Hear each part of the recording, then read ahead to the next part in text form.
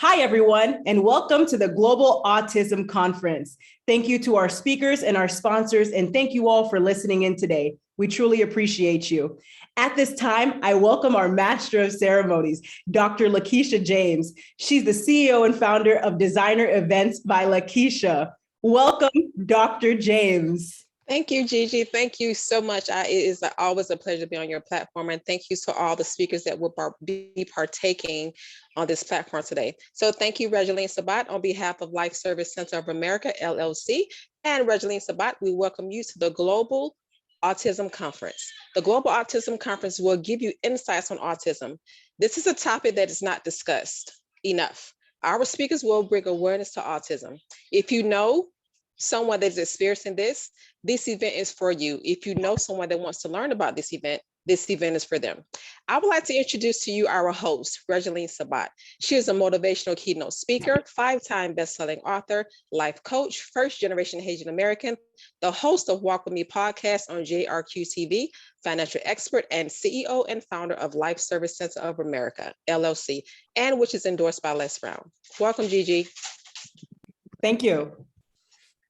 Now, are you guys ready? So we're going to introduce our keynote speaker, Dr. Sandra Rizzoldi, forgive me. She is a mother of 2 amazing teens that possess a passion for advocacy, safety, and quality education for healthcare workers. In August 2019, Dr. Rizzoldi successfully completed her Doctor of Nursing practice with her published project, Preventing Patient or Nurse Violence Through Education, created a 501c3 nonprofit Nurses Against Violence Unites Incorporated, which sparked an international movement to support frontline healthcare workers and end healthcare violence.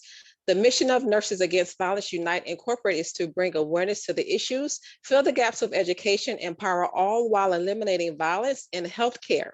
Among many accomplishments, Dr. Rizzoldi is the #1 best-selling author, was invited to be on the Doctor's TV talk show, so exciting, Nurses Under Attack, preventing psychological and physical abuse of frontline healthcare workers for the American Psychological Academy Conference, plus the American Academy of Nurse Attorneys, CNA, and the Nurses Services Organization, among many organizations, new features and articles. Ladies and gentlemen, please welcome our keynote speaker, Dr. Sandra Rizzoldi. Welcome. Thank you for having me. It's wonderful to be here. It's exciting because now autism is now on the front line. So many things that have been going on in society where mental health is now becoming more on the front end instead of being hidden by a mask. As we're seeing with these beautiful people that you're going to see tonight, we are out from underneath of our mask. We are done from hiding. Autism is often found to be presented in children as young as like 3 years old with a failure to start talking right away.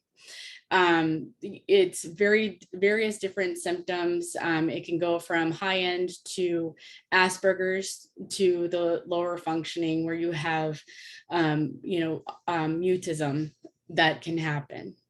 There's different forms of autism, which are 3 different levels. There's we have the Asperger's, we have the one that is the muted one, and we also have the more higher end autism. I don't have my cheat sheet with me, but it is extremely important that we pay attention to those children that are having these learning difficulties because they might have this Asperger's, and it can also look as if they're having anxiety as well as also depression in school.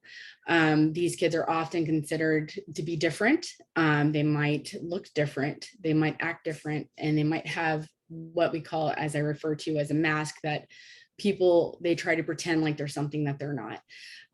Bullying is very important, and we need to be focusing on that because autism can start affecting a child and can be passed down from the mother and the father. So we have to have a look and see pay attention to what is actually going on with our children. So bullying is one of the biggest side effects. When people don't understand something, they automatically go after something they don't understand. And we're seeing that a lot in society. So with that being said, I wanted to introduce, we have speakers that are coming on a little bit.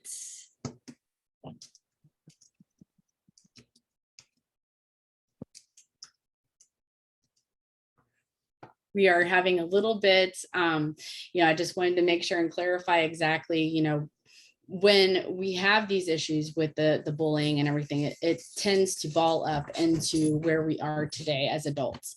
And we're seeing in society is that there's a lot of people that, again, just like when they were younger, didn't understand the differences of, the personalities. And because you don't see somebody's hand on top of their head growing out of their skull, you don't see it right away. So therefore, people, if you don't see it, if you can't calculate it with a lab, you can't calculate it with anything that is quantifiable on paper, then you're going to automatically think that that person is just like you. And that is absolutely false. We have a large amount of people that you're going to be meeting tonight that are excelling in their fields. And it's because of what we have, the superpower. And the superpower is something that not so many other people have. So, Ms. Gigi. Thank you, Dr. Sandra Rizzoldi. Thank you so much, Dr. Sandra. It's always a pleasure to be on a platform with you. We've been on a couple of platforms. Thank you so much for sharing your story. Thank you. Our next speaker is Brandy Shampo. Did I pronounce that correctly, Brandy? Shampo, yes. Okay, great. Having survived homelessness, domestic abuse, pregnancy-induced heart failure, and devastating natural disasters, Brandy knows how to rise from the ashes. I love that. She has not only survived, but is now living her best expression. Brandy is a single mother of 3 children, including one with special needs. She is an author, speaker, and curriculum developer. She is also the co-founder of Exploring Expression, a company that provides products, services, and publishing in support of a learning lifestyle. Through Exploring Expression, Brandy helps parents and educators become the best expression of themselves so they can make learning fun, easy, and natural, not just for children, but for themselves. Ladies and gentlemen, please welcome our next speaker, Brandy Shampo. Welcome. Thank you. Thank you. Okay, so what I'm going to talk about today, my son Joshua has autism and he is 18. So over the last couple of years, really, we've been navigating what does it look like once your autistic child starts to become an adult? What does that mean for them? What does that mean for you? We've had to go through the journey of getting Social Security, and how do you transition from this is my child with autism to this is my adult child with autism. So there's a couple of things I really wanted to bring up that I've learned through our journey and have led me to develop some of the things that we now have with our company. One of the first things was my son Joshua, who is 18, is 6 feet tall, 300 pounds. He is a giant man of a person on the outside. And as your autistic child begins that journey into adulthood, they may look adult, and so people may treat them adult, but a lot of times what happens is they don't really understand what that means.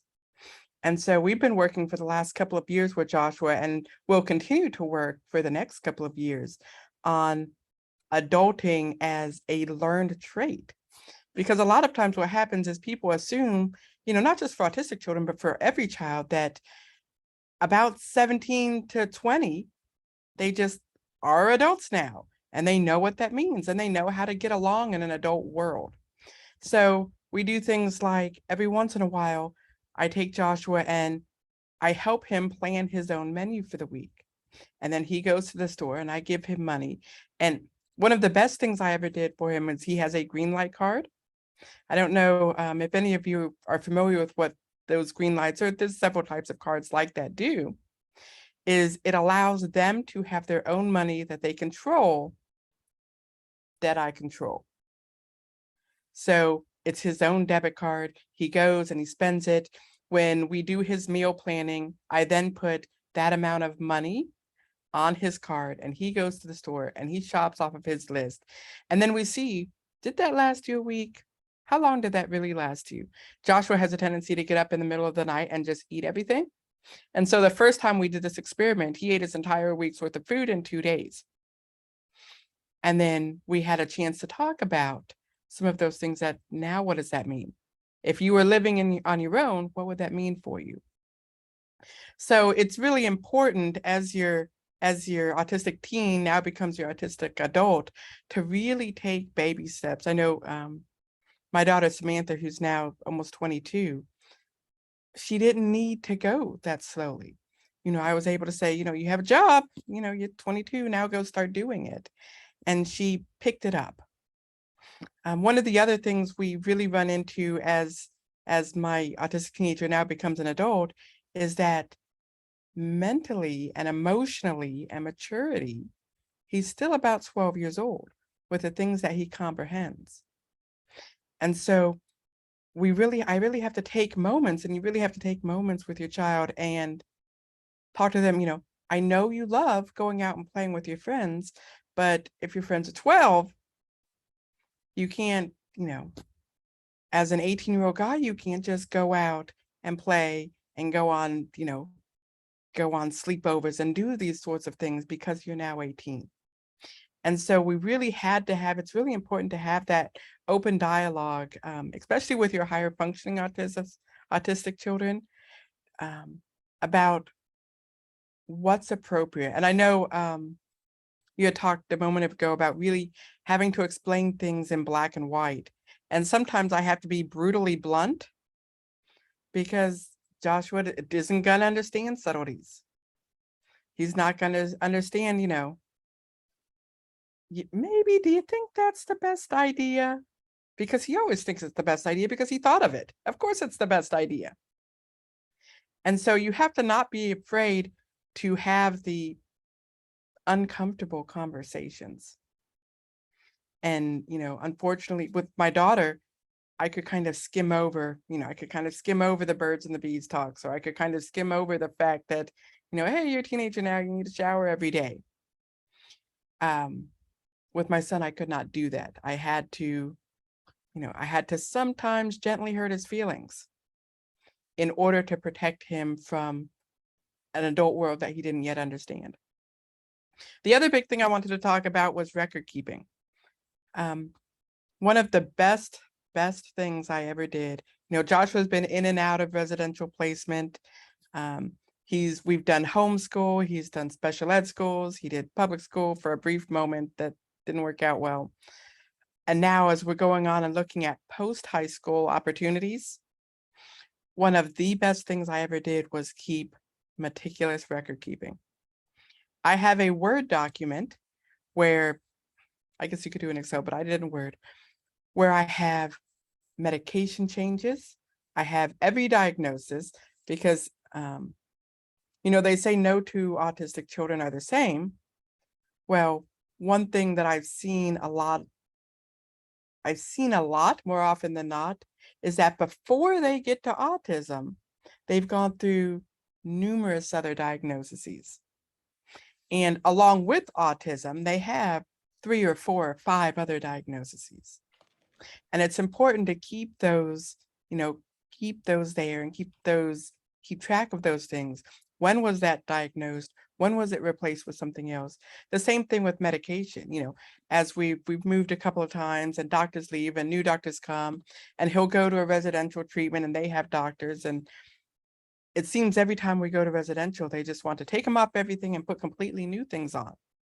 Well, having those records, I'm able to say, well, wait a minute, we did that medication already, and we did that medication.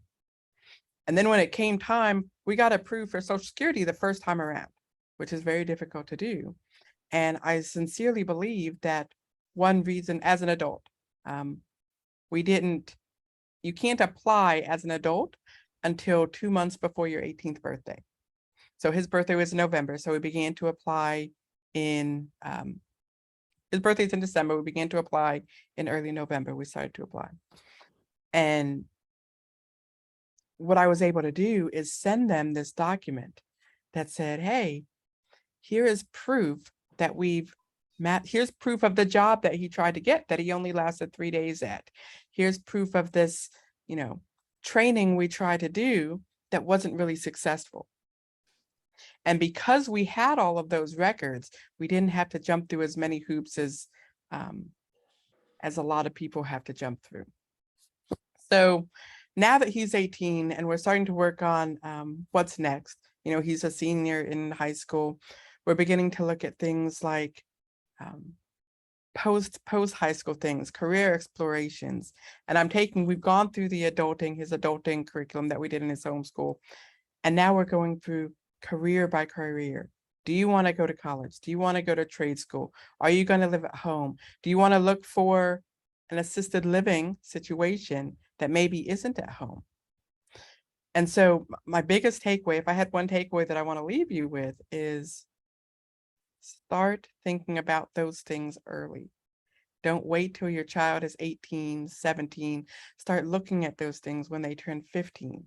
Start looking at, is my child going to drive at 16? For Joshua, when he turned 15 and a half and all his people in his class were getting licenses, he was like, let's go drive a car. And he's now 18, and we've taught him how to drive a mule. We've taken him like a riding lawnmower. We've taken him out a few times, but I know as his mother, he's not there yet. And so what we've been able to do is have those open conversations that I'd say, these are the 8 steps that you need to do. Once you get to that 8th step, we'll take the driver's test. But before you get there, I need to be able to see you in this situation and see you in this situation. And let's make sure that you're ready. So, and that's what I have. Thank you. Thank you, Brandy. Thank you so much, Brenda, for sharing your story.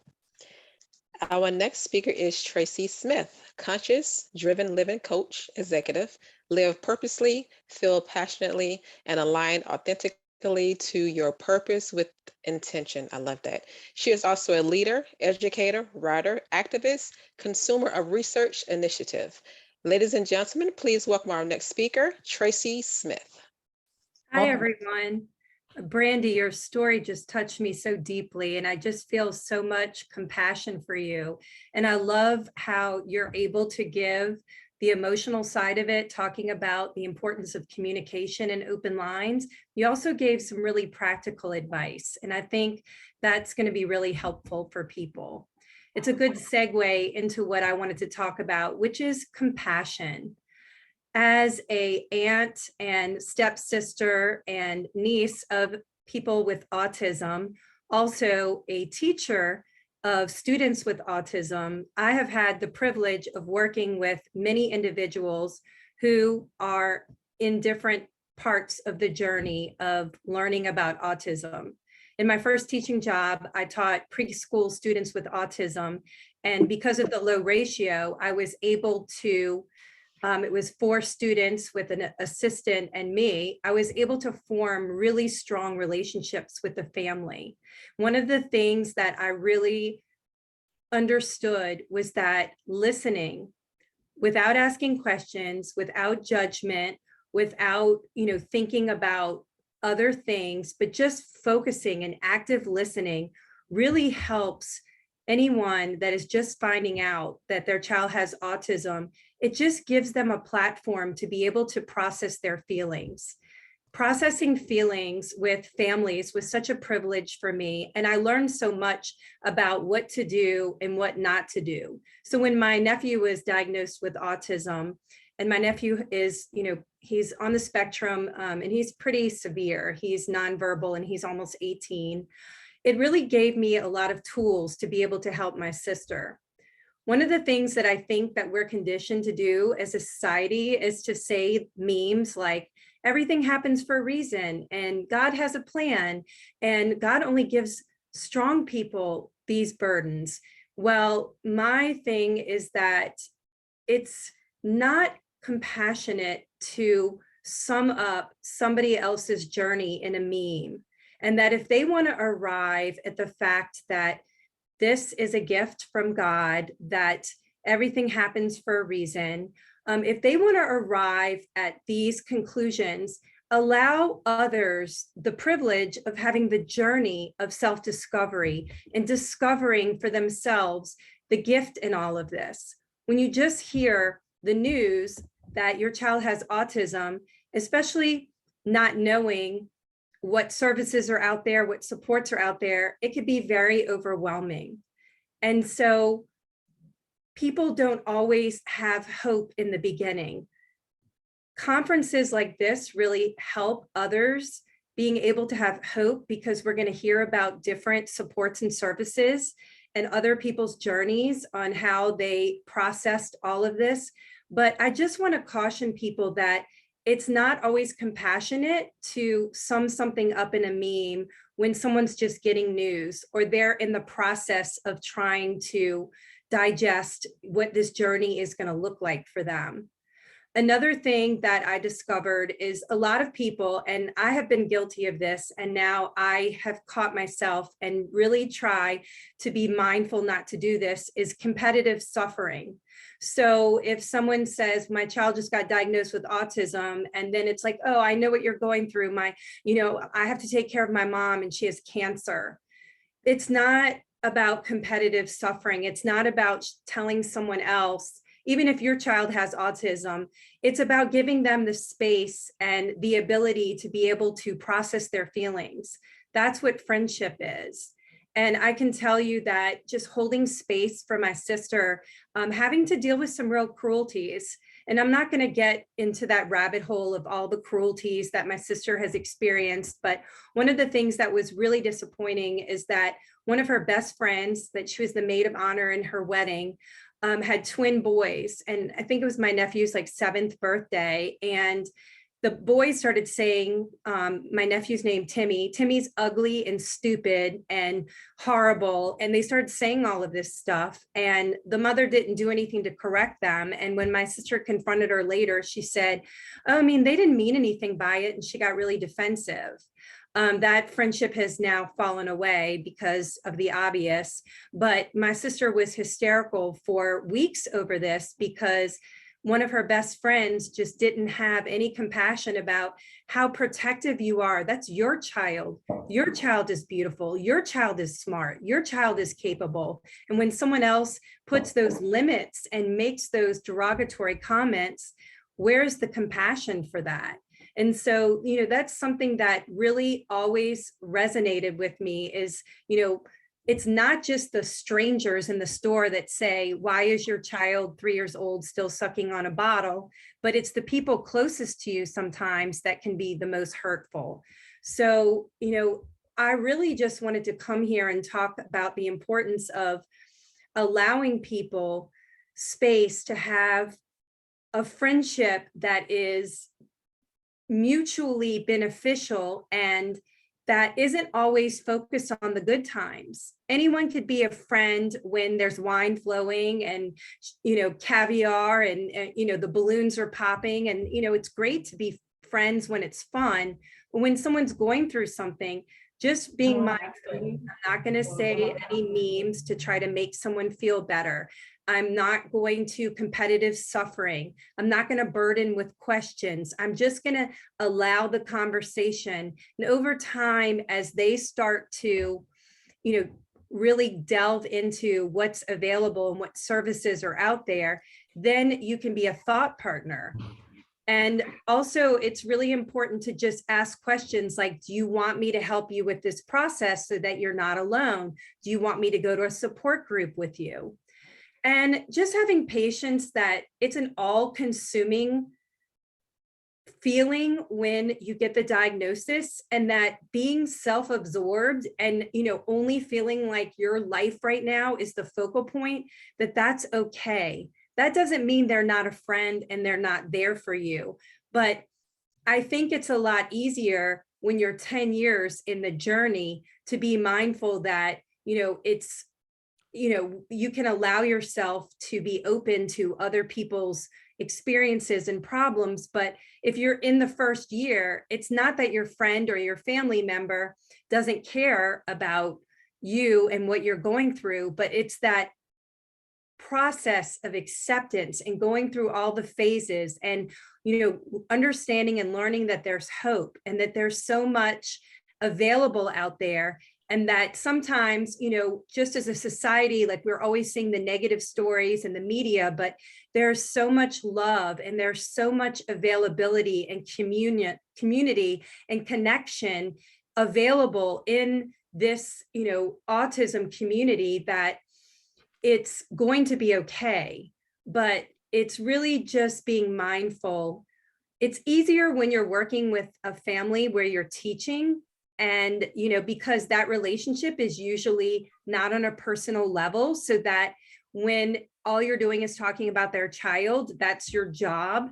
It becomes a little more difficult when it's a personal relationship, and it's going to affect everything. It's going to affect everything. And that you always have to be mindful of what holidays and birthday parties and special occasions and how that might look, and ask questions about how you can make someone else's child feel comfortable if they have autism, what you can do to, make them feel comfortable and a part of something. And so that's really what I wanted to come here. And my takeaway is just that if you've done some of the things that I've talked about, which I have done, so that's why I'm able to reflect, because I've been involved in the autism community for 26 years. And I've just watched over time the things that I did and the pitfalls of the conversations that I was having, and really just being able to listen with compassion, ask people what they need, and give people the space for, like navigating their own journey. And they will see that, there's gifts in this for everyone. Thank you, Tracy. Thank you, Tracy. I could feel your passion through your speech. I love it. Thank you so much for your passion. And our next speaker is Tiffany Sumner.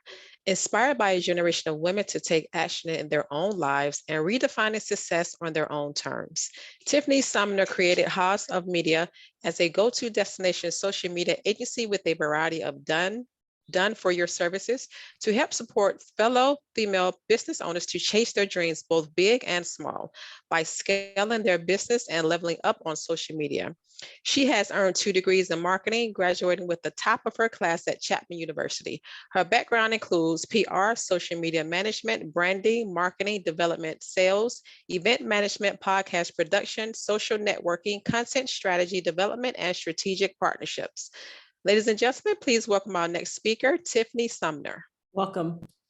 Good afternoon, everybody. It's so great to be here today as a speaker and help create awareness and educate others on the issue that surrounds our autism community. And I appreciate you for having me. As I mentioned, my name is Tiffany Sumner. I'm a mental health advocate, business owner, and I'm also an autism mother to 2 children who are 8 and 11.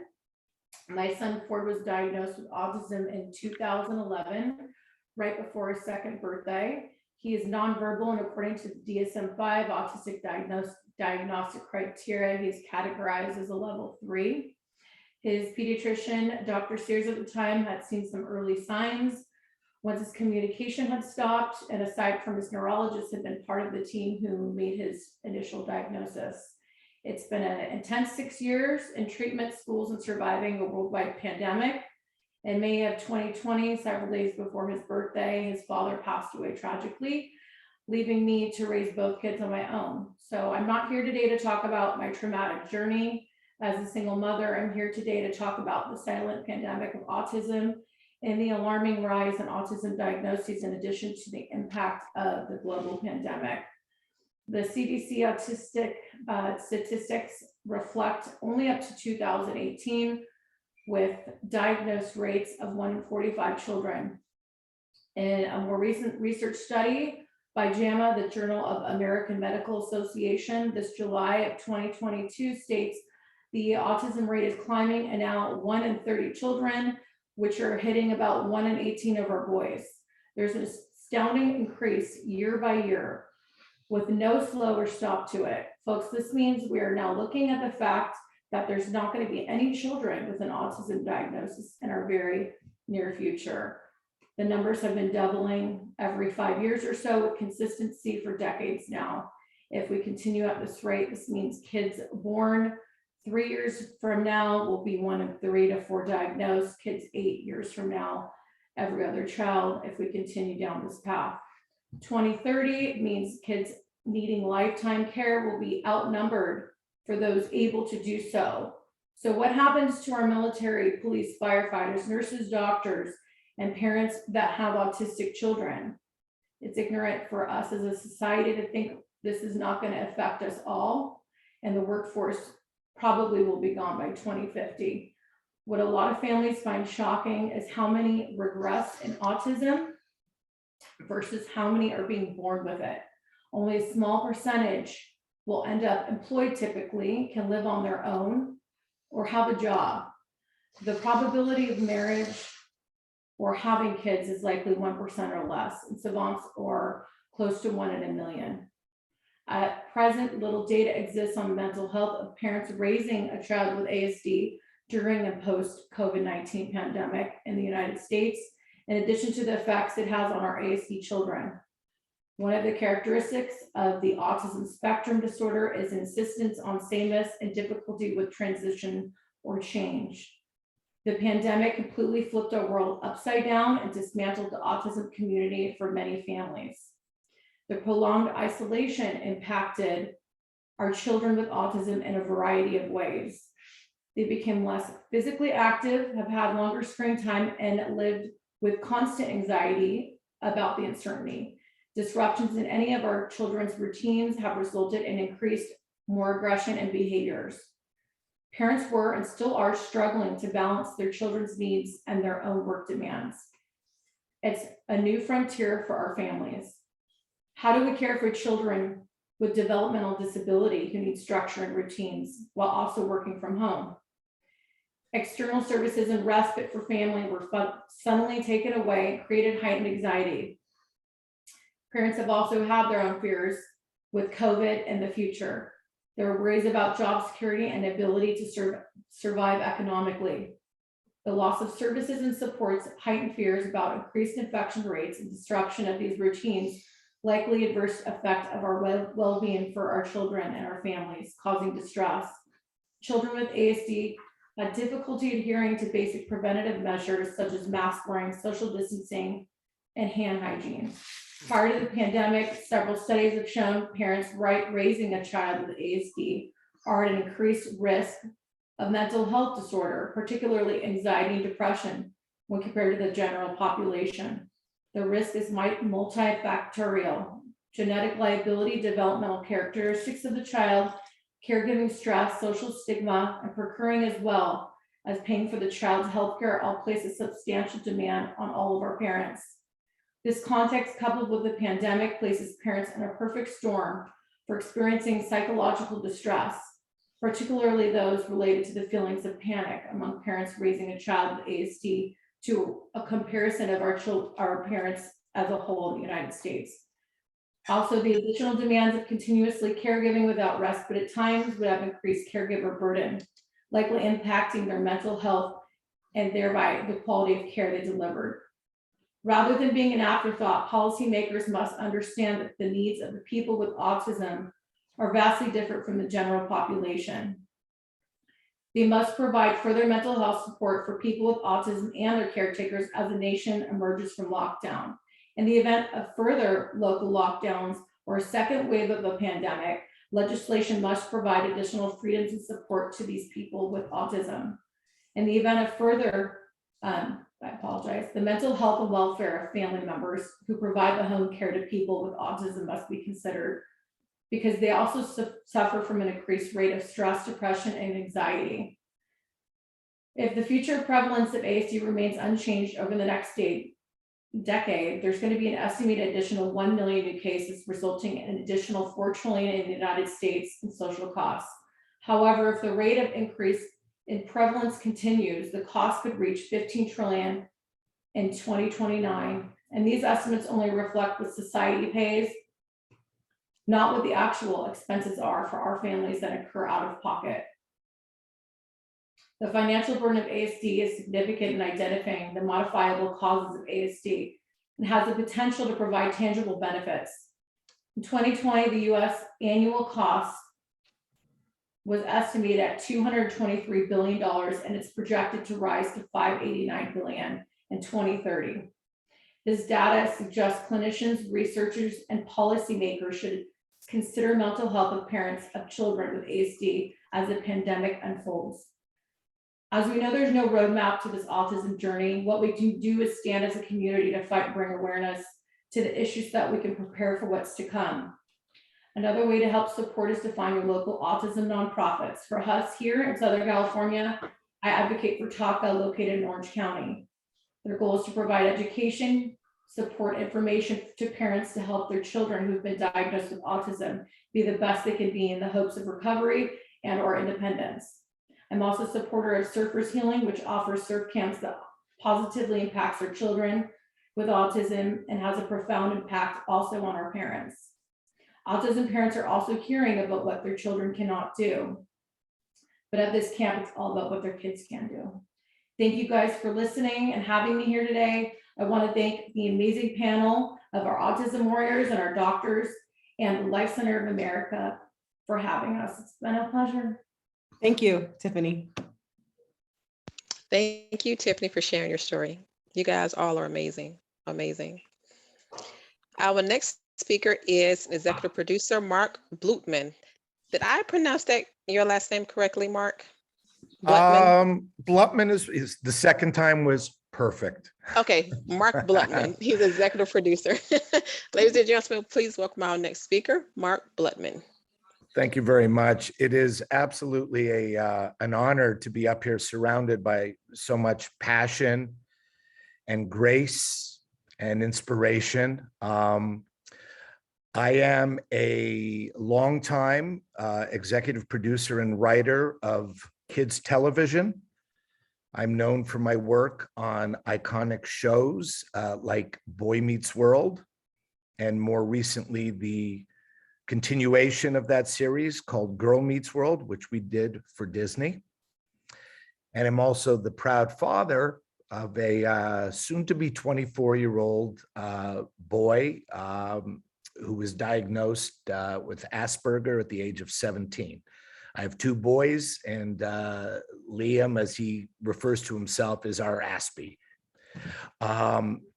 And, you know, as with a lot of males, you know, for years, my wife at the time was telling me and being very, you know, certain that Liam needed to be tested, that, you know, there were things going on that led her to believe that he was on the spectrum. And like a lot of, you know, men, especially with Liam, was a good athlete, fairly highly functioning, I just cast it all aside. I didn't want to cop to it. You know, that was unfortunate. It was part of being, you know, an alpha dude and thinking that he's just a couple of years behind in his development.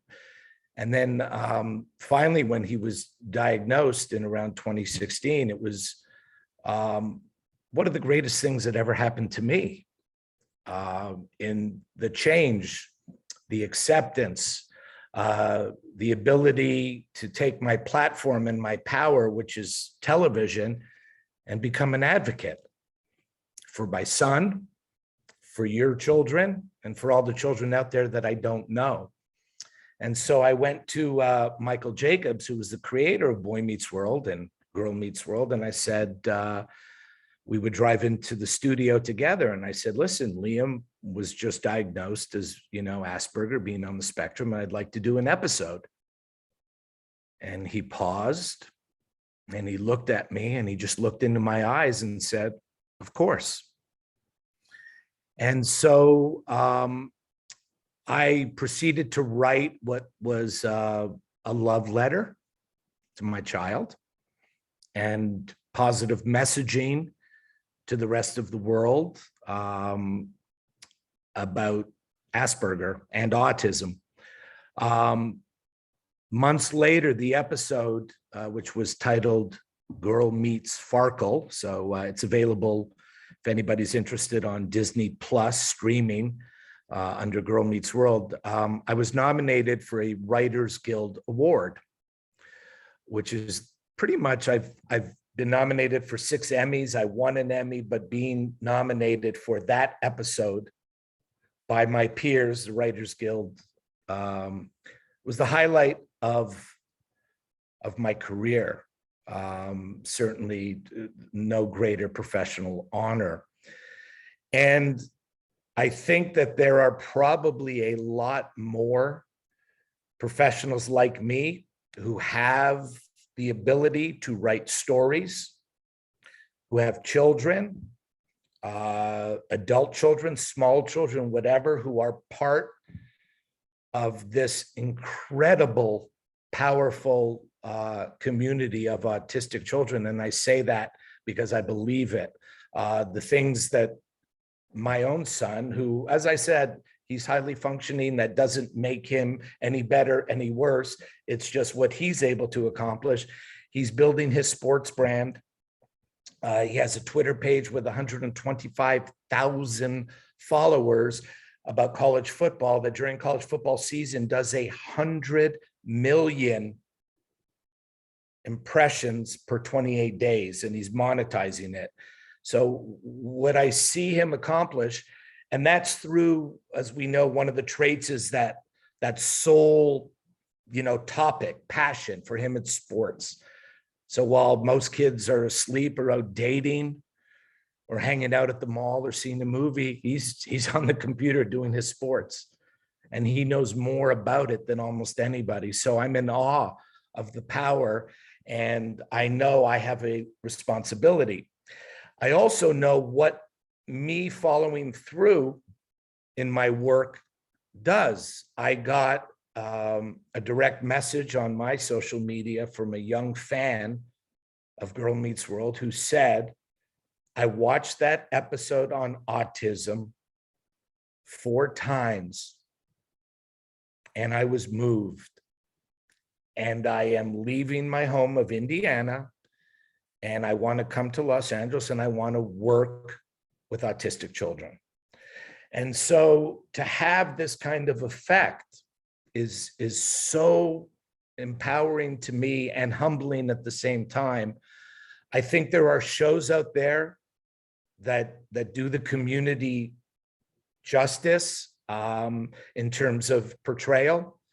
I believe the TV show Atypical does a very, very responsible job. For years, the trope was always, Tom Cruise in Rain Man. That was always the portrayal. And that was just so not accurate, of course. We're in a place now where there are more people like me that, want to portray, boys and girls on the spectrum as accurately as possible. Hopefully cast in my show, we did not. We had the actors portray, the characteristics. Eventually we'll be able to hire more people on the spectrum. I believe Atypical, not the lead, but I believe they do use kids on the spectrum. I also want to tell you about what we sometimes face also, the negative, and a lot of you have touched on, the bullying and all that. And by the way, to that, I've always said in my head that if somebody is bullying somebody for being, quirky and, different and being on the spectrum, well, guess what? They're going to find a different reason to bully somebody else eventually. That's who they are. And so whether it's, bullying our exactly. And so, but I do also want to share that I almost every 6 months on social media, I come under attack for that episode of Girl Meets World. All these young pseudo woke kids calling me an ableist and saying it wasn't an accurate portrayal. And at first I tried to, reason back and say, look, we had 3 specialists that Disney assigned to the program that read every word that I wrote. And plus I was writing experiences from my own, son. And so that makes it difficult when there are so many, young people that want to be heard and use their social media platform to attack so many of us who have purity in our heart and are doing noble things, and they don't know. In specific, there was a scene early in the episode where one of the four main characters thought he was possibly autistic, and the friend's immediate reaction was, "Oh my gosh, no way, we've known you for years." And so that was singled out as, what kind of kids, who are these writers writing the kids wouldn't accept their friend? Well, if you watch the episode, of course they did. They got books in the episode. They looked it up online. They learned everything they could about autism and Asperger's specifically, and then hugged their friend who didn't like being hugged, because that's a trait. My son. And so I just wish that young people who walk around in the name of wokeness back off and let us tell stories. And some we're going to get right, and sometimes we may miss, but we're out there doing it. We're out there shining a light on these amazing, powerful kids. So just back off. All right. And I'm just really blessed that, I've been doing this 30 something years, writing and producing film and TV. And whenever I'm on a podcast, whenever I'm being interviewed and I'm asked what one of the highlights of my, it's always that episode, my love letter to Liam. So thanks for letting me share up here, and I'll continue to, write stories that, we're all proud of. Thank you, Mark. Thank you, Mark, for your transparency. Thank all of you for your transparency. It's beautiful. You guys are so amazing. Thank you.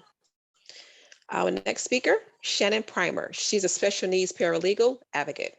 Ladies and gentlemen, please welcome our next speaker, Shannon Primer. Hello, my name is Shannon Primer. I also have a child with autism, or as we should say, adult. He's 20 years old. He's nonverbal.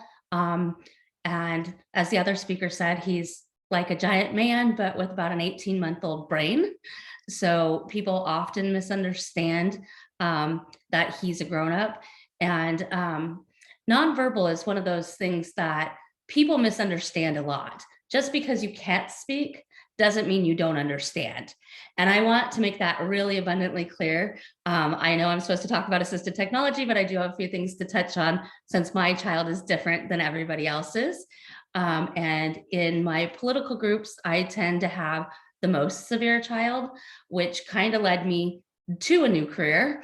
I was happy being a stay-at-home mom, working one day a week as a waitress, and volunteering for my husband's football team and raising money there.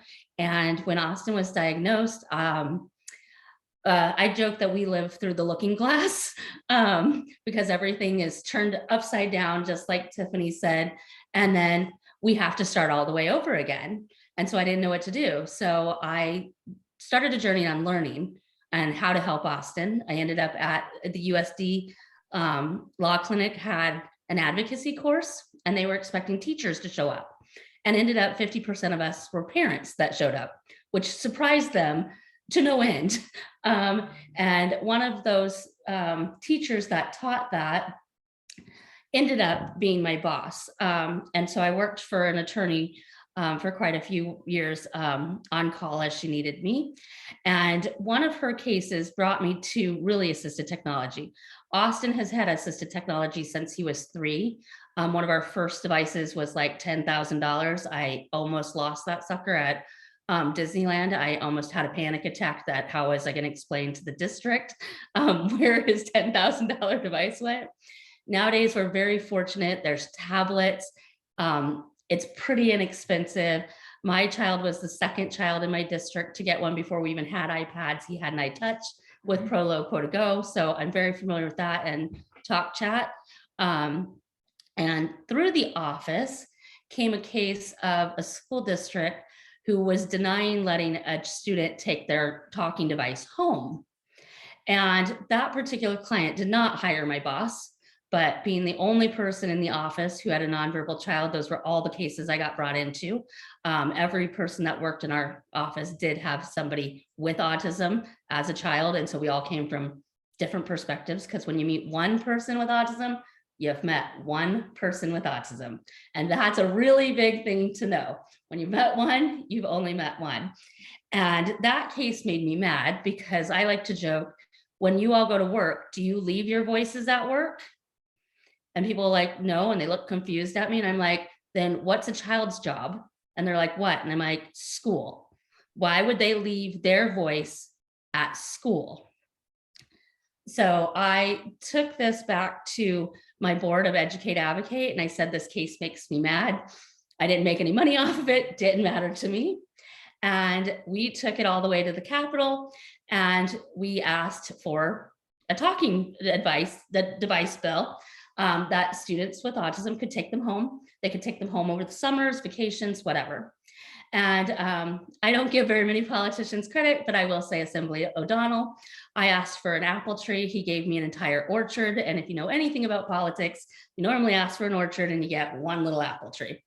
And he said, no, we're going to make this all assisted technology, not just talking devices. And that freaked out one of our board members. And I was like, it doesn't matter. I have clients that this will affect. And so we did take it all the way for all assisted technology, which also includes speech to text, text to speech for our kids. A lot of our kids have very slow handwriting, so it's hard for them to write. So they can now talk into a device and it writes for them and helps them correct. Google has some amazing apps that's just built into their protocol anyways, and then you can upgrade to get even better ones. It also does FM devices that help deaf students who can hear, filter out noise. And for those of you who have auditory processing issues or hearing loss, that's a really big deal when you have background noise. And those are now also allowed to go home if they're educationally related, which if you have homework at home, it's educationally related because your parents might need to help you. Same thing with everybody gets a Chromebook now, but most kids have to turn it in at the end of the year. Our kids are allowed to take it home because if they have, the school recommends you this reading list, it's educationally related for them to have it at home. And most administrators and teachers don't think like that. And I have to point out, you give a reading list every single year. You have to send the device home because they can't complete that. And again, really with our nonverbal kids, you can't assume just because they don't talk doesn't mean they don't understand. My 20-year-old, he has very good receptive language. And let me tell you, he has a tad bit of a temper if you talk badly about him. He does not take it lightly, and he will tell you. And I've learned the one thing too is when he has a meltdown, it's generally because I misinterpreted something. And so I hope the general public learns to take into consideration that what you see may not be bad parenting. It might be our children having meltdowns. And in little kids, you can get away with that a lot. When you have a man-sized child that's 5'10", it's not so pretty. So please, again, have compassion with us. And like one of the speakers said, I lost a lot of friends in this, that they just disappear. You get cancer and everybody wants to bring you dinner. They want to help take care of you and they want to help recover you. When you have a kid with autism, they fall by the wayside and you actually find out who your real friends are. And I will tell you, I have built an amazing community out of the friends I've met. And the other good point that was made is the first year you're not going to help somebody else because people say they want to do what I do. I said, you can't do that now. You got 3 years at least to get out of the weeds. Like just worry about getting your kid help. And then we'll worry about you helping somebody and paying it forward later. And we'll work on that. I'll help you with those skills. So if you're out there and you're at that point where you want to learn to help other families and advocate, Tiffany can help, I can help. You'll meet Paula shortly. We all do this. We do it for the love of our children, but we also do it for the love of all of your children. And I would love, since we have the lovely writer and producer on here. I would love to see some television shows about our nonverbal children who get misunderstood. So I'm going to advocate for my son's community that we would love to have some stories and told about our kids too, because we are the most misunderstood people on earth. And COVID did make it a million times worse. I did get 13 kids back in school by September of 2020. And for those of you who don't live in California, that might not sound impressive. Our kids didn't go back to school until March of 2021. I had 13 kids, not counting my own, back in school that I took for free because our kids, Tiffany's kid, my kid, they regressed so badly that I don't know if I can get my kid in a day program right now because we had 3 years worth of regression for 6 months of being off.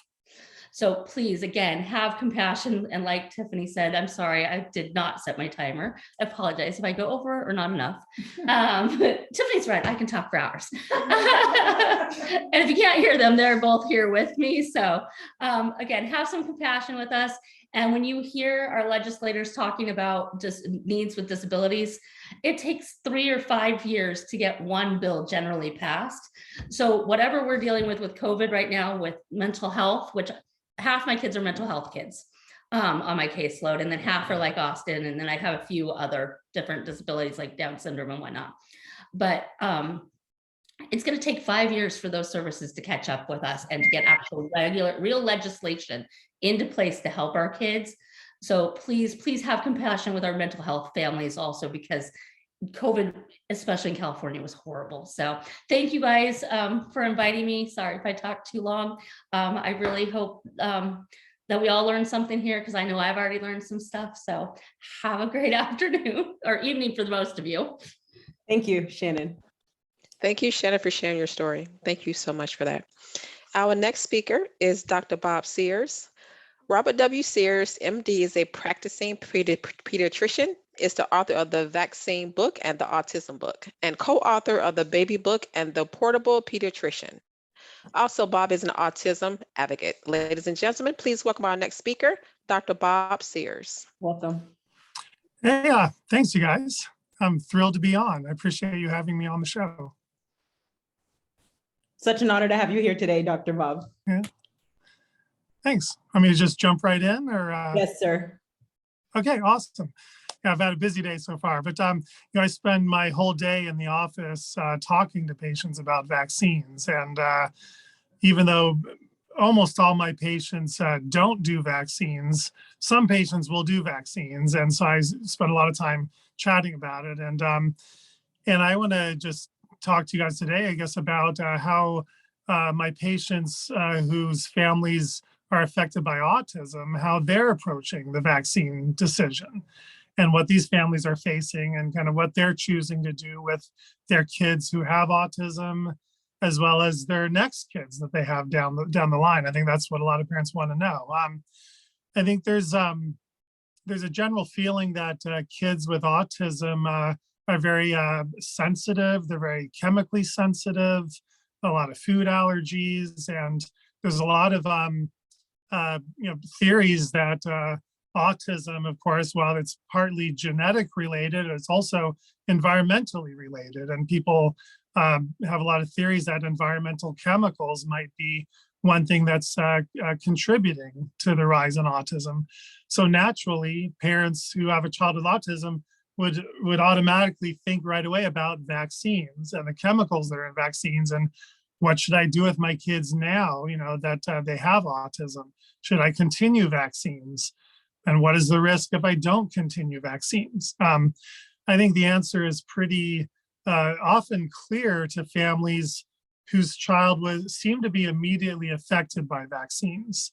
I've talked to, 800 or 900 families who have a child who was very healthy and had very normal development for the first year or so of life, and then suddenly and very quickly developed a lot of signs of autism directly after vaccines. And so these parents suspect that the vaccines were related.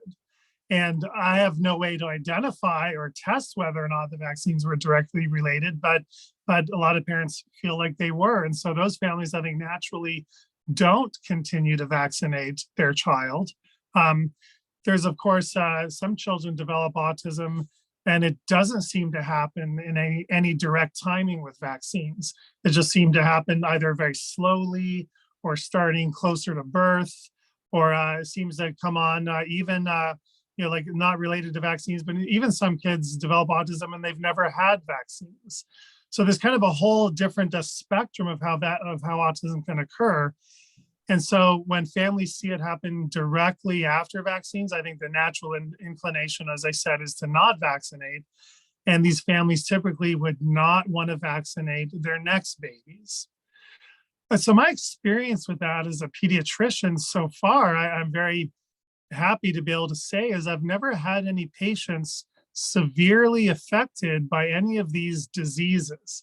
All the diseases we vaccinate against, all 17 of the diseases, I haven't had a single case where a child was very severely ill, their life was threatened. Thankfully, no one's ever died of an infectious disease in my practice in the 23 years that I've been doing that. And the reason I point that out is I have a very large unvaccinated population of patients. I'd say all of my families with autism don't pretty much don't continue to vaccinate. And I have a lot of families that don't have autism and they don't vaccinate either. And so I have a population of patients that should be very susceptible to death and disability from all these diseases. And so far, no one has been. I had meningitis and whooping cough and measles and chickenpox and hepatitis and all these things we vaccinate against. No one's had a severe case.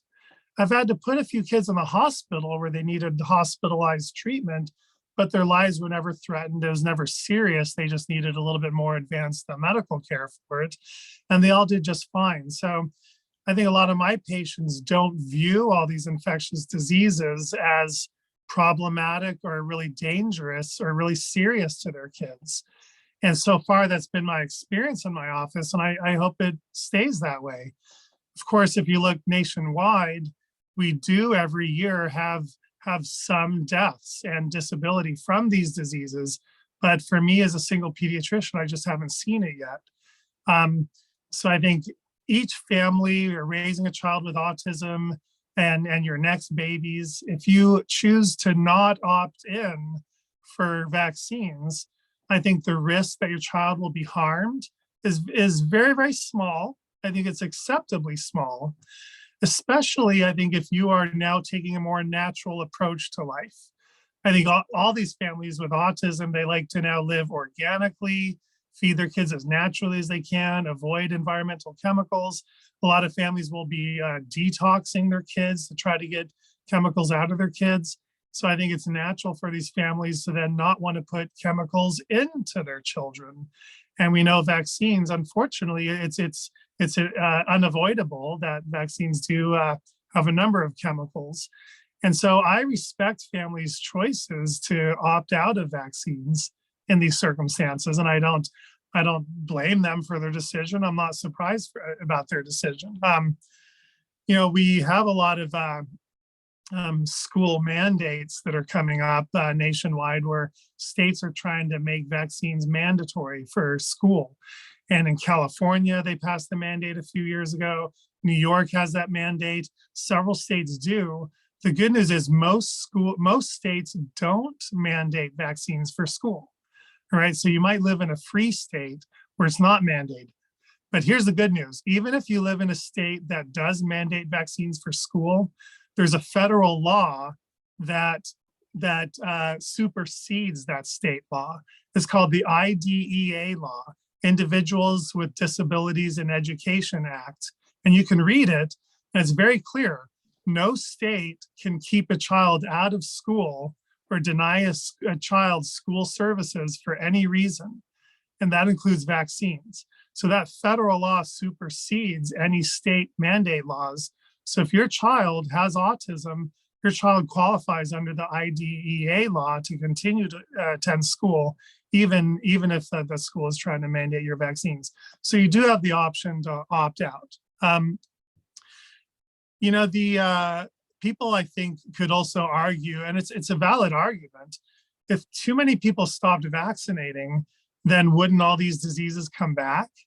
If every family has autism, stop vaccinating. If they don't vaccinate their next kids, if too many of the neighbors start vaccinating, because we already know that's happening. We already know vaccine acceptance has gone down, not related to autism in general, just more and more people, I think, are looking at raising their kids healthy and natural and trying to avoid, like a real, like a pharmaceutical based lifestyle. I think a lot of us adults are trying to do that as well. But I think more and more families, independent of the autism issue, are just opting out of vaccines. Are we going to see more diseases return? And are more people's lives going to be put at risk if too many people opt out? I would say the answer to that is no. We have eliminated almost all of these diseases, not really because of vaccinations, but mostly just because we are better at living. We have, better nutrition, better sanitation has gone a long way, better living conditions, less malnutrition, right? People are, have better access to medical care when they're sick. All those factors is really, in my opinion, why we've eliminated these diseases. Vaccines may have played some role in that, but I think the larger role was just played by society and advances in our society as a whole. So if more people opt out of vaccines now, I don't think we'll see a return of diseases. We might see a return of some of the classic diseases that were typical for children, like chickenpox. Yeah, if more and more people opt out of chickenpox vaccine, we'll probably see a return of chickenpox. We might see a return of measles if more and more people opt out. We haven't yet. Measles has pretty much remained eliminated with the occasional outbreak, but we're still fortunate we don't see a lot of measles. But the good news with these what used to be common childhood diseases is their fatality rate is very low. The fatality rate for measles, fortunately, is at about 1 in every 10,000 cases. So it's a very low fatality rate, much lower than, say, COVID, for example. It's even lower fatality rate than influenza in a lot of cases. So measles, I don't think, is a big danger, even if it does return. But for the most part, we're not going to see things come back simply because we're better at living. So I feel like, in my opinion, families do have a legitimate argument to opt out of vaccines for their child with autism, opt out of them for their next kids if that's their decision. They're not putting us in danger. If you're a family that vaccinates, then you should feel confident that unvaccinating families around you with autism, that they don't put your kids at risk if you have confidence in your vaccines. We're not seeing a return of diseases, so there's no risk there. So I like to see our nation not get divided over issues like this. It's so terrible. And I mean, I have talked to so many patients that their family has disinvited them to the family reunion. You can't come visit us for Christmas because you're one of those families. We don't want you people coming to visit us for Christmas because you're going to bring your unvaccinated kids into our house, and we don't like it. How sad is that when we bring up discrimination in that form? I do feel like it is a very legitimate or unlegitimate form of discrimination that people are unfairly having to suffer nowadays. I'd like to see us all come together and accept people for their medical choices, vaccinated, unvaccinated, no matter what, autism, you don't have autism, whatever your orientation is or preference or lifestyle, we are all human beings and who are capable of loving and accepting each other and living together, right? And I like to see us do that and not let the pharmaceutical industry or our government try to divide us by spreading fear and trying to tell people that unvaccinated people are different and should have fewer rights and fewer access to public facilities. And I feel like we are all the same at heart and underneath it all, and we should be able to live that way. So that's kind of how I look at the issue of vaccines, not just for families with autism, but I think all families in general. And that's why I love doing my podcast, the vaccine conversation, or I have my video podcast on the vaccineconversation.com. That's been a lot of fun to do. You can see those in my bio for this conference. And I'm very happy to be able to have this opportunity to talk to you guys today. Thank you, Dr. Bob. You're welcome. Thank you, Dr. Barr, for sharing your expertise. I learned a lot. Thank you so much. Our next speaker is, forgive me, I'm going to try to pronounce your last name, Paula. Paula Hovoski. Was that close? Yes, Close? Hovoski. Okay. She is a autism advocate. Ladies and gentlemen, please welcome our next speaker, Paula Hovoski. Welcome. Thank you. Thank you, everyone, for all of the resources you're providing our families.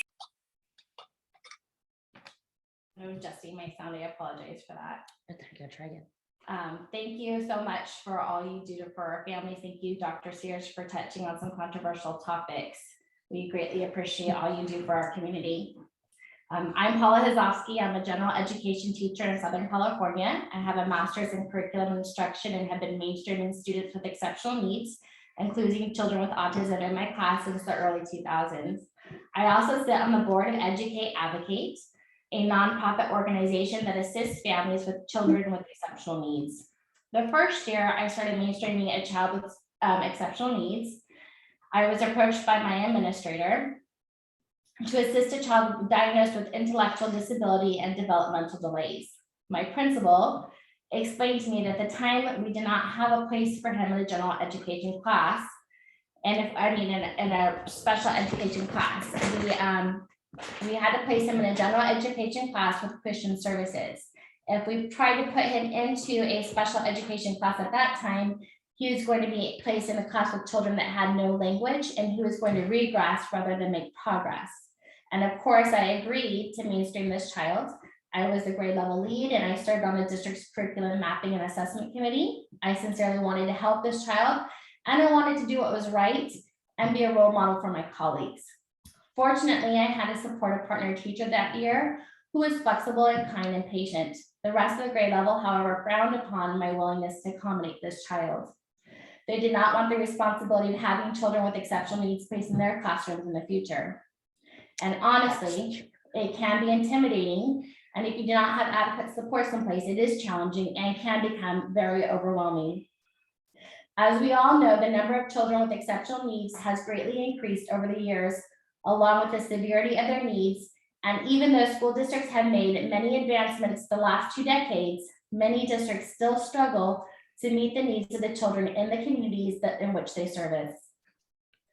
The following year, I had 2 children with exceptional needs placed in my room. And as the years progressed, I continually had more children and more children placed in my classroom with exceptional needs. I did not have adequate supports in place for all of my students. I have had to learn how to effectively document children's needs and behaviors in order to help families obtain services. I continue to hit roadblocks every year, even with the support of the families I service. A resource specialist had once referred to me as a walking IEP. I was naturally able to accommodate children in a variety of ways.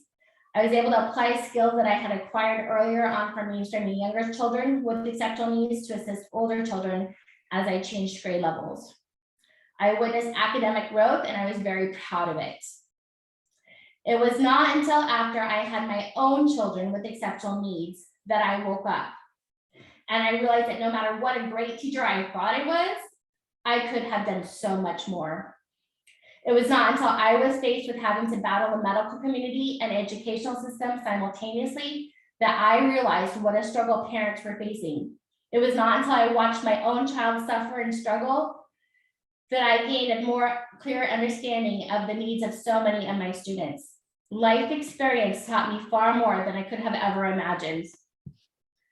I have been a part of countless IEPs, 504s, and SST teams in a few school districts. SST stands for Student Success Team or Student Study Team, depending on the district. 504s come from the Section 504 of the Federal Rehabilitation Act, which is a civil rights law. IEPs are individual educational plans. IEPs provide specialized instruction or services to students and is governed under the Individual with Disabilities Act, IDEA. I will go into more details about each of these. Most districts start with the SST process before moving to a 504 or an IEP. It's usually the first step in identifying children with exceptional needs under child find laws. Children who are not performing at grade level expectations are oftentimes referred to an SST for tiered intervention supports to help the child become more successful. If the interventions fail, then the child is referred for special education assessments. Many students with exceptional needs get stuck in the SST process that delays them from receiving appropriate services in a timely manner. In my opinion, SSTs really should be used as a safety net to provide supports to families or to students who do not meet eligibility for IEP or 504 and who are not performing to their true potential or meeting grade level expectations. Instead, many schools are using SSTs as a filter. Many special education staff prefer to wait until second grade before they start to consider the possibility of assessing a child for a learning disability. Some children have delays that resolve with no interventions, and they do catch up by the end of second grade. I strongly support and advocate for early interventions to help close learning gaps as soon as possible. Different school sites within a single district can handle their SSTs very differently. Some school sites start with a pre-SST. These meetings usually do not involve parents and primarily consist of the referring teacher and a support team of other teachers. Administrators may or may not be present. I have witnessed pre-SSTs being dragged out for years. I've had parents tell me that they had requested special education assessments years earlier while the child was in a pre-SST process. I have witnessed pre-SST teams and SST teams ignore the verbal requests of families if they suspect a parent is addicted to a substance, is not being truthful, is homeless, or expect the family to be transient. Oftentimes, these are the children who need the most help if requests are not made, If requests are not made in writing, oftentimes they are disregarded because schools feel that there is no paper trail to prove the request was ever made. Once a request is made by a parent, the school district has a certain period of time to begin assessing the child. Different states may have different time periods. A 504 is less formal than an IEP. A child in a wheelchair may qualify for a 504 and not an IEP. The child may need accommodations to help access all parts of the school, but may not have a learning disability requiring specialized academic instruction. 504 plans for students with disabilities who do not need specialized academic instruction or support. To qualify for a 504, a student has a disability and the disability interferes with the child's ability to learn in a general education classroom. Like SSTs, 504s are often, many districts often provide 504s when IEPs would be more appropriate. IEPs usually provide more supports than 504s. Students who qualify for an IEP have one or more of the 13 disabilities listed in IDEA, and the disability must affect the child's educational performance in the general education setting. The child must need specialized instruction to make progress, and you can query Google for more information in regards to 504s versus IEPs. There are several variables you need to be aware of when working with either SST, 504, or IEP team. Your team members make a difference. Team members can frequently change. Your relationship with school staff impacts your ability to effectively work with other members on your child's team. Depending on the team you're working with, you might catch more flies with honey than vinegar, or if you are too kind, you may get railroaded into signing agreements you don't clearly understand. When we do not have adequate services in place to meet the needs of our most vulnerable kids, we are pushing those kids away and we are alienating them. I've witnessed children as young as 5 to 6 years of age being set up to fail by overwhelmed administrators and support staff in order to pressure parents to find alternative placements for their children. We are not just alienating the children, but alienating the caregivers and making it more difficult for them to help their children. The situations I witnessed affected children with behavioral challenges. A child lacking skills related to frustration and tolerance may act out, and educators may perceive his behaviors as being attention seeking or manipulative. That child is just throwing a fit because he doesn't want to have to do his work. Instead of being punished, excluded, alienated, the child needs to learn skills to function successfully in the classroom. If these children happen to attend a different school or even had a different teacher, the situation may not have escalated to the extent in which it did. These children need a team of adults who could collaborate and work to teach the child the needed skills to be successful in the classroom. And there is hope. We can fix a broken problem. Our system is broken. In my school district,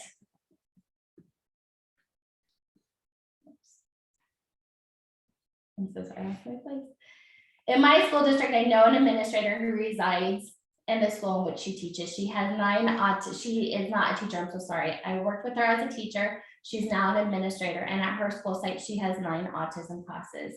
She's phenomenal. She lives in the community. She invests a lot of time and energy into the community, and she cares a great deal about her children. And all of the children run through her classroom or through her school now. She works hard to limit SST interventions to 6 to 8 weeks. She understands that if a child has a learning disability and is not addressed until 2nd grade, then several years of opportunity to intervene and assist has been lost. And when in distress, she does not hesitate to call the district office and wave the white flag.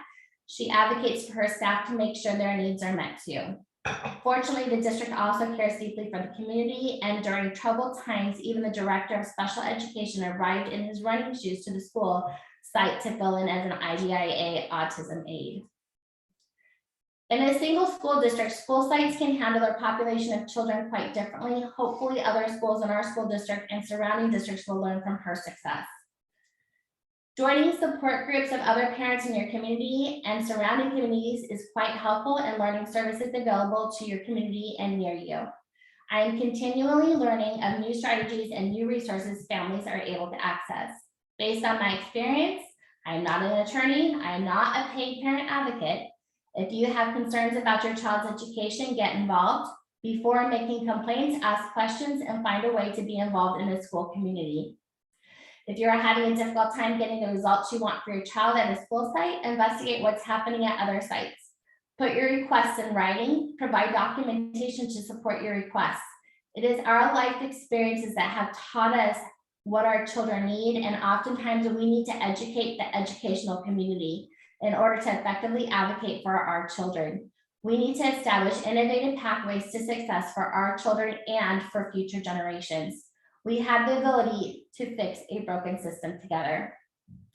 If you would like additional information, feel free to check out Educate Advocate's website at educateadvocateca.com. Our nonprofit provides resources for California families. We do have a list of amazing parent advocates and educational attorneys that represent our families. We also have we provide a lot of assistance for free. I personally have had the pleasure of working with both Shannon Primer and Elizabeth Eubanks, an educational attorney, and I have been very blessed to have them assisting me on this journey. Thank you so much for having me today. I hope I gave everyone lots of information. Thank you, Paula. Thank you so much, Paula, for sharing your expertise. So we have 2 speakers left, but before I introduce our next speaker, I want to thank the sponsors. We have Regeline Sneaker. She's the founder of World Women Conference and Awards, Women Entrepreneurs, TV Changemakers Coach, and Public Speaker. Michael D. Butler, he is the CEO of Beyond Publishing. He's a book publisher, global speaker, media coach. Daniel Gomez, keynote speaker, corporate trainer, executive coach, confidence architect, and author. Melanie Ake, she is the founder of Everyday Leaders, professional coaching and consulting, and she's a certified John Maxwell team leadership coach. And myself, Dr. Lakisha James, I am the founder of Designer Events by Lakisha, where we specialize in corporate events, event design, and set design for films and plays. Thank you all sponsors for sponsoring our events. Our next speaker is Jenna Champagne. She's an autism mom. She's a retired RN, professor, diplomate of medical cannabinoid sciences. Did I pronounce that correctly, Jenna? You're close. It's cannabinoid sciences. Okay, It's a thank you. fun. You get it fast. Okay. Ladies and gentlemen, please welcome our next speaker, Jenna Champagne. Hello, I'm so excited to be here and just so impressed with everybody's stories. And thank you so much, everybody, for sharing your experiences and your knowledge today. I love that, we can come together on these types of events and just bring our collective knowledge to the masses and help them really understand, what we are going through as autism parents and what our children experience. So the title of my presentation, Cannabis for Autism Harm Reduction, may have perked your interest and maybe it even raised your eyebrows. That was my initial response upon hearing a friend discuss using cannabis for her son with autism. As a nurse and an autism mom, we dove into the biomedical approach to target my daughter's physical autism imbalances from the very start. We have tried or considered just about every possible biomedical intervention, but cannabis definitely wasn't on my list. After all, I hadn't learned anything about the biological mechanisms and potential benefits of medical cannabis in nursing school, nor is it taught in medical school, which represents a major barrier for patients seeking competent medical cannabis guidance. Our biomedical journey began when my daughter was diagnosed at severe autism at age 2. And later she was labeled mentally retarded and unable to learn by the school district in 2nd grade. She was nonverbal until age 10, and when puberty began, she was still largely unable to express her needs. Cannabis came into the picture for us when my daughter experienced a severe puberty crisis in 2014, and I used my nurse knowledge to objectively compare all of the options to address her aggression, self-injury, and property destruction behaviors. And that's when I learned that cannabis was objectively the safest and potentially the best option for her. I've never felt more helpless than those devastating months, witnessing my child suffer to the extent of injuring herself and others in a blind rage. Thankfully, cannabis was an effective answer that eased her puberty crisis behaviors and made our home life manageable, and it even spared her out-of-home placement. Interestingly, it was the pain targeting compounds in cannabis that were most effective for her. And thankfully, my daughter is now able to express when she's in pain. This experience lends to my belief that autism behaviors can be an expression of nonverbal communication. Of all the biomedical interventions we have tried over the years, cannabis was the highest impact. Of course, this was in addition to homeschooling for academic, the traditional ABA, speech, and OT, which also helped immensely. So cannabis is not a fix-all. Currently, my daughter is 20 years old. She's fully verbal and conversational, and she graduated and earned her high school diploma last year. I will never proclaim that our life is perfect, but cannabis provided a safe and effective solution to manage her behaviors while also improving her quality of life and function, thanks to its deeper balancing benefits. My resulting passion for cannabis turned our trauma into purpose, and I've since educated thousands of patients on strategies to optimize their cannabis therapy outcomes, many who have experienced equal or even more profound benefits. The potential of cannabis to improve symptoms in those with autism are supported by hundreds of research studies. And due to the limited time today, I will just touch briefly on some of the main scientific concepts.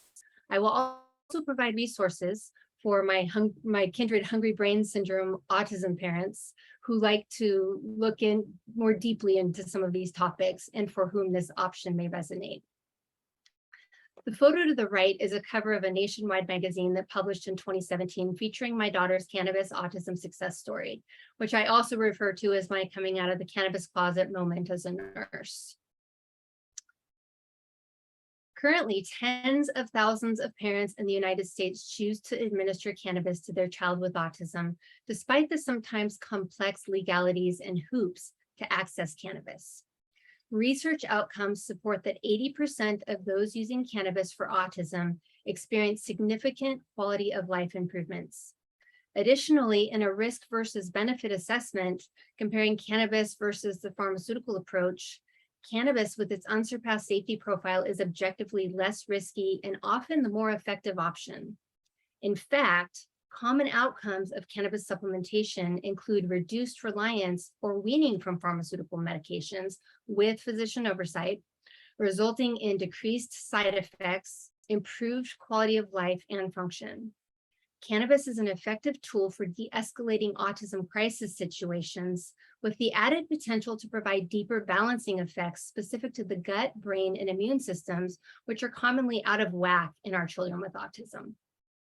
Research further supports that endocannabinoid deficiency is a contributor to autism, and the compounds in the cannabis plant can seamlessly fill in these lacking nutrients and promote balance. The take home here is that science trumps the stigma, and the evidence-based citations and references supporting all of my statements today, which may be found in my autism cannabis articles posted in my media kit website below, which is www.jannachampagne.com. For those who are brand new to the concept of the human endocannabinoid system, think of it as the motherboard of our body, responsible for maintaining homeostasis or optimal health balance in every other system of the body. It includes targeting of the imbalances that are inherent to autism in the brain, gut, and immune systems especially. Endocannabinoid deficiency is linked with autism in the research, which means their bodies are unable to produce ample endo or internal cannabinoids to stay in balance.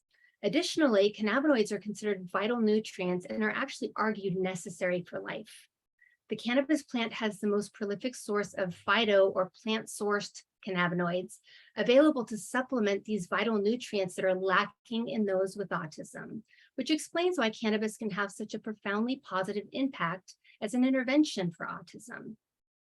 The take home here is that our bodies make compounds that are nearly identical in structure and function when compared to the cannabinoids produced by the cannabis plant. Add the fact that cannabis has been used as medicine for thousands of years and boasts an unsurpassed safety profile, and it's only natural to question the incentive for federal restriction of cannabis access to patients in need, especially when we freely allow opioid prescriptions, which kill patients every 18 minutes in this country. As a nurse, I was taught to follow patient needs, and that has driven my education of cannabis patients and medical professionals and the advocacy roles that I fill today. Currently, only 2 pharmaceuticals are FDA approved for autism, the antipsychotics Abilify and Risperidone. In addition, many pharmaceuticals are prescribed as off-label use for autism, including antidepressants and SSRIs, anxiolytics like benzodiazepines and Ativan, stimulants like Ritalin and Adderall for ADD and ADHD, and anticonvulsants like Lamictal. The mainstream pharmaceutical approach for autism is high risk, especially considering these drugs are not approved for use in children, and we really have no clue what the long-term effects may be. The declared risks of these pharmaceuticals are bad enough, with potential to threaten quality of life like male breast development and extrapyramidal symptoms, or even be life-threatening like suicidal ideation, neuroleptic malignant syndrome, and Stevens-Johnson syndrome. When compared with the potential risks of cannabis, which are minimal, especially with the non-intoxicating compounds, pursuing cannabis was the natural choice for my daughter. The primary risk of cannabis therapy is pharmaceutical interactions, and screening by a knowledgeable medical professional with dose spacing can easily mitigate this risk. My passion for improving access to cannabis for autism spawned the creation of 501c3 Autism Safe Haven at www.autismsafehaven.org, which is committed to creating cannabis-inclusive autism care resources, care homes, and communities. In addition to being cannabis inclusive, Autism Safe Haven's model also provides many of the resources that contributed to my daughter's amazing improvements. Unity Formula's CBD products are optimal therapeutic quality, legal in every state of the US and many countries, and they offer a mind line of products specifically formulated for use with autism and other neurological conditions. CBD and hemp compounds are not intoxicating and will not risk functional impairment or adverse effects in children and teens like THC may cause. Unity also offers free nurse guidance, which I highly recommend prior to combining cannabis with pharmaceuticals, and a 20% off coupon code to discount your purchase. Additionally, these are products with purpose, and a portion of every purchase is donated to Autism Safe Haven. I hope this introduction to cannabis for autism helps expand your paradigm on this important topic and promotes realization of its potential as a harm reduction tool for autism. I hope you will join me in advocating for improved legal access and expanded use of cannabis for autism families in need in the United States, and also in creating competent cannabis care resources. Thank you. Thank you, Jana. Thank you, Jenna, for sharing your expertise. Thank you. So we do have a last speaker. After the last speaker, we will have words from our hosts, Regeline, Gigi, Sabbat, and then we'll close out with prayer. So our last speaker, I'm going to ask you to pronounce your name for me. I don't want to butcher it. It's Isleth, Zelda. Isleth, and I was going to say Isleth too. Okay, she is our next speaker. I am pulling up your bio now. She is an author to Accepting Her Asperger Tendencies, therapeutic art coach, spiritual life coach, owner of Zelda Help, where I am translator and interpreter, and director of nonprofit Learning Idiom, where we teach English and Spanish virtually as well as art. Both Zelda Help and Learning Idiom now are the first bilingual publishing company in Arkansas. We publish books in Spanish and English. Podcast host to Moving Mountains for You and Spanglish podcast Transcending La Familia. Please welcome our last speaker, Isleth Zelda. Did I pronounce it correctly? I was close. That's okay.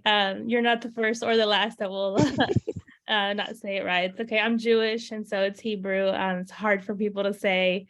And so I just want to thank Gigi and all the sponsors for putting this event together. Autism is something that's very near and dear to my heart because I am a autism mom. My son, he's been getting therapy since he was 3, and he still currently does get therapy. There's days where he, doesn't say a word to me the whole day until like 5 or 6 p.m.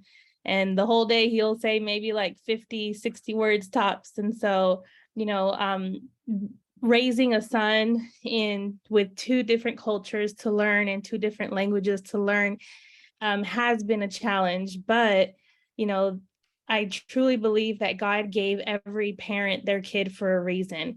And it's because he trusted you enough to train that kid, the best way that you can. And to me, I love kids. Like, this is something that I've always, ever since I was small, I was always around kids and I loved kids. That's probably why I'm a virtual and in-person teacher, because I love babies. And I have so much patience, for them. Having a special needs kid, it makes it so much easier whenever you're teaching other kids that don't have those, special qualities that I love about my son. He brings me so much joy. There's just something about kids that they can literally turn your mindset and just give you that little piece of joy if you allow them. If you can find those moments, those joyful moments that they're trying to give to you, don't take life so seriously. Like, to me, that's the one thing I love about kids is that, innocence that they have in their mind of just, they can find joy so easily. And I think it's because they haven't been damaged by, life, and, they don't have a very, some of course do, but the majority, and, they're just so innocent, and they're so there's just nothing like holding, I got to hold a 1 week baby the other day. It was the greatest feeling in the world. I just love babies. Yeah, you have to be really careful, but I think we are here for a reason, and I truly believe that the best way for you to parent your special needs kids is to learn their language, learn their love language, learn how they learn, because not every kid learns the same way. With the experience that I've had of teaching multiple, people and young adults and children as well, everyone learns differently. And especially if you have a special needs kid, learn how they learn, because that will help you become a better parent for them. That will help you be able to connect with them, and you'll be able to have that stronger bond with them.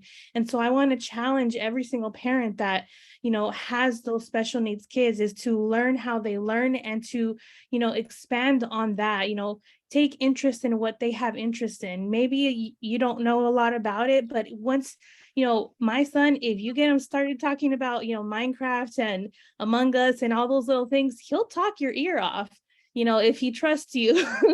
But he's an extremely nonverbal kid, and he knows English and Spanish. And so I challenge him all the time, to change the world with his words. I always tell him every single day, when I wake him up, I'm like, choose to change the world with your words today. And, you know, and so I always just pour into him, because we all need pouring into ourselves. And even as children, they need it even more, because they're still transitioning into who they're going to become. And so just make sure that when you're leading your kids, you're leading with love, you're leading with patience, you're leading with a joyful heart, you know, and you're not letting the stresses of this life, you know, corrupt your parenting skills. You know, me and Pastor Cherise Stapleton, she's in Flint, Michigan. We do parenting classes, and just the way that we help people with their trauma and just kind of educate them on what it's like to live trauma-free from, you know, maybe you've been molested, maybe you've been, you know, there's just so many things that people go through and they don't heal from. And then as an adult and as a parent, they pass that on to their kids. They become those parents that they're not healthy parents for their children. And so we, as a team, both in English and Spanish, we help these families kind of just get over their trauma, and also teach them how to better parent their kids. And to me, there's nothing better than doing that, because I know that with every parent that we help, there's just kids that are going to benefit from that. And that's a whole legacy that we're changing. That's a whole generation that we're changing for the better. And so I'm just so happy and honored to be with you guys. And I love, you know, my son. Even though he is 10 years old and he's still learning every day, and I'm still learning more things about him, I'm so grateful that God chose me to lead him. And I take that very, very seriously, because I always challenge him. Last year, I challenged him to write a book. You know, I've published 4 books, Accepting His Asperger Tendencies. That's a book that I wrote over, you know, the 10 years that he has. You know, I started writing when he was, you know, maybe 2. And so I would just document, you know, the little victories that we had, the struggles that we had, what we did to overcome them, you know. And so I compiled all of this into one book, and it's basically like my story and the Latino aspect, the Latino side of what it's like to have a special needs child and have your family, you know, accept that diagnosis. Because in the Latino community, it's not very, mental health is not spoken about. They always brush it under the rug. They don't really focus on that. You know, they just, you know, they don't want anybody's dirty laundry out there. And so in their head, you know, it's not an issue. And so I'm a big mental health advocate because of that reason, because just like so many people have said, you know, I was one of those that suffered from depression and anxiety because I didn't know what to do with my son. I didn't know why he was doing this, why he was doing that, why he wouldn't talk, why he wouldn't express his needs. And the moment that I changed my mindset to just accepting how he was and trying to lead him in his calling, that's when I actually became not only a better mother, but a better human. Like I just was, to me, it was like a big kind of like a light bulb moment, because it was like, I get it now, you know. I wasn't questioning why me, or I wasn't, you know, I changed my mindset from a victim mentality to a victor mentality, because I was not asking God, you know, why he did this, or why if it was something that I did. And I think also I do want to end with every parent that's listening, choose to forgive yourself. There's so many mistakes that we do as parents.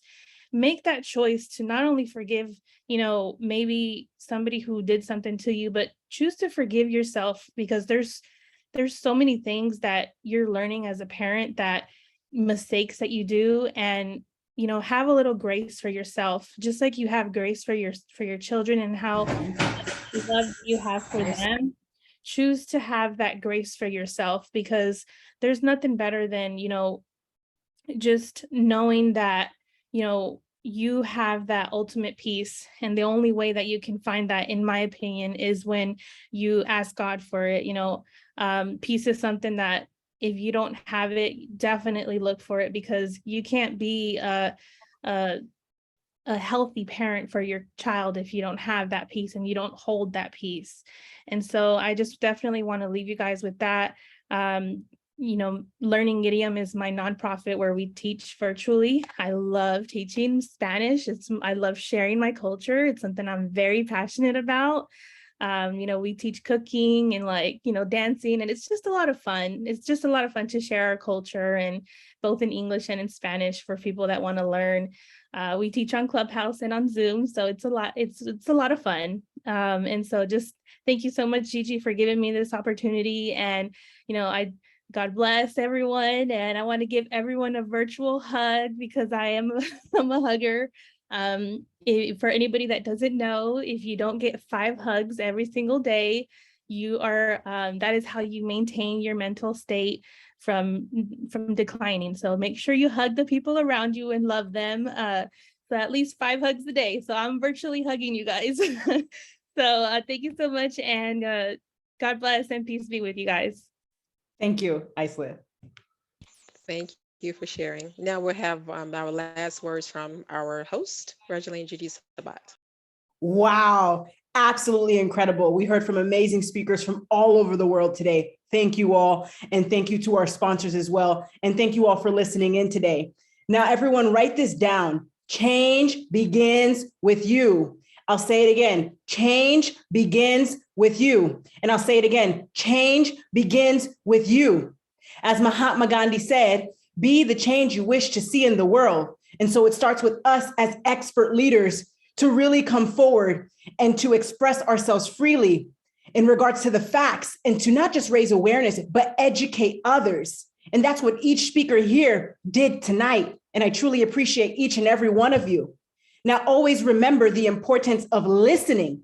Listening truly matters. In the Bible, it says we have 2 ears and 1 mouth.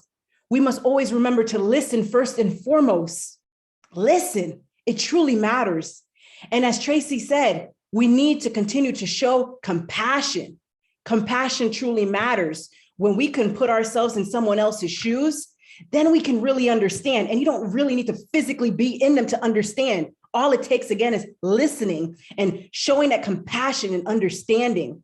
And bullying needs to end. Bullying, I'll say it again, it needs to end in all forms. Everywhere, it needs to end. It's not okay. It's not okay. It's in correlation with violence, and it needs to end. And now, to each an individual's own on what they choose to utilize to help their child or themselves. To each your own. Remember that. And remember that you're not alone. There are so many parents, family members, or an individual who's a caretaker for someone with autism. And I tell you what, you're not alone. If you're listening to this message today, remember to hold on to faith, and remember that God is with you. If he brought you to it, he will get you through it. And remember to continue to move forward with God first. Keep the faith. And remember, with God, you can overcome all things. Keep the faith. Thank you. And at this time, I'll turn it back over to our Master of Ceremonies, Dr. Lakisha James, to end us off with a prayer. Father, in the name of Jesus, Father, we thank you for this day. We thank you, Father, for this day that you've made, and we're exceedingly rejoicing. We thank you right now for each and every speaker, Father, that shared their story. In the mighty name of Jesus, Father, we thank you right now. We ask that you touch them right now, Father, whatever they stand in need of, Father. If it's in your will, Father, give that to them. And we know that this journey was not for them, Father, it was meant for someone else. So we thank you right now for them being transparent, Father, and vulnerable on this journey, Father, and being such loving parents to those children and willing to help, Father, all the ones that have this experience of autism. We thank you right now for the power that you've given them in the name of you, because is in their voices, Father. Their story matters, Father. And if they impact one person, Father, they've done their job. So, Father, we thank you right now today for our host, Gigi. We thank you right now for giving her that birth, for birthing that inside of her, Father, in the name of Jesus, that she continues to impact, Father, and all these speakers continue to impact, Father, and share their story, because their story does matter. We thank you right now, Father, for your word, because your word is true. We give you all the honor, we give you all the praise, we give you all of the glory, Father. In Jesus' name, amen. Amen. Thank you, everyone. God bless you and be safe. God bless.